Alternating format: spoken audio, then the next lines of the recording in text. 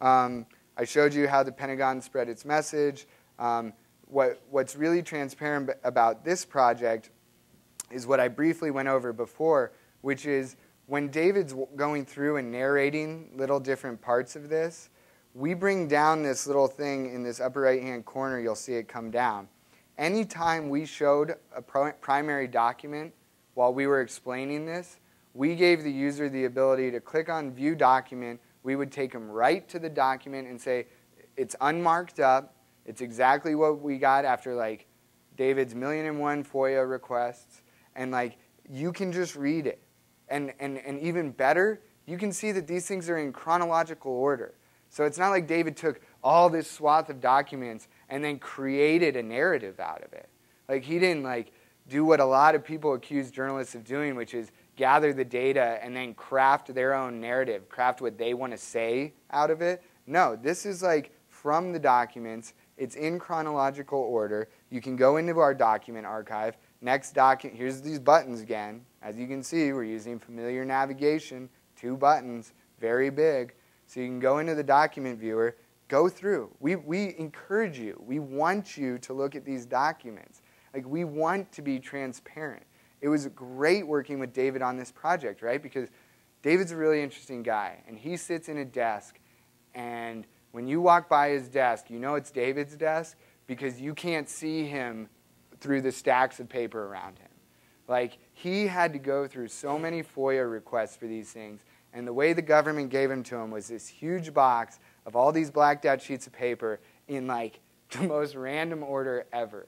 Like, half of that guy's life is going through documents, trying to figure out what they say, having to say, you blocked out this information, that's illegal, re-FOIAing, redoing these things, right? That's half of David's job. So how rewarding is it to David to be able to be like, look, man, I know how hard you work on that, and let's build in a way so that we can give those documents to your readers, right? Because in the newspaper, the way this ran was 3 pages in the newspaper, and all you got to see of the documents was these little things that are called tears, which is basically a graphic element that's like, see, here's proof, we have the document, like we're not just making this up. But when you're reading that in the newspaper, like, they look fabricated in a way. Like, they're not. They're absolutely not. But it's like, anybody could have done that. Anybody could, like, put in this little document or whatever.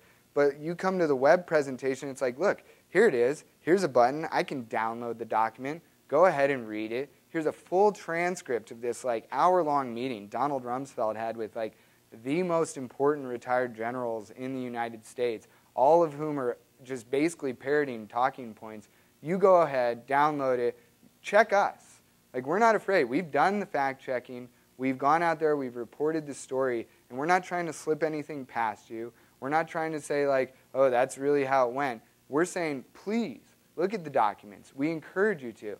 It makes us excited that we can share more of our work with you. David was ecstatic that we could do this kind of thing. So those are some of the things with transparency. That's what I'm talking about. It's saying, like, that's a good example of, like, the debate analyzer is, like, pure transparency. Like, that's taking something and just putting it out there and helping people try to get through it. How the Pentagon spread its message is we're going to tell you this story, but then we're going to make it transparent on how we came to these conclusions. We're going to make it transparent on how you can get to the end of this story and understand why we're there. Excuse me. So that project gets me excited. It was a really fun project. It was really exciting. I was so happy for David when he won a Pulitzer Prize. It was just really rewarding. But another team that I work alongside of that I would be very remiss not to mention is Aaron Pillhofer and the Interactive News Technology team. They are an incredible group of journalists and whose skills lie mainly in taking these card databases, taking all these databases and making them accessible to people like myself and front-end developers so that we have hooks into them and can provide these documents for you.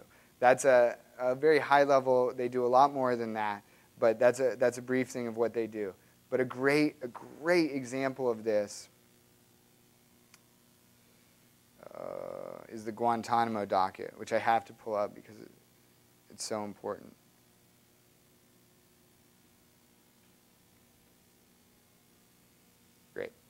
So the Guantanamo docket is a project that Aaron's team did that basically takes all of the detainees who are at Guantanamo Bay and gives all this kind of information on each single person.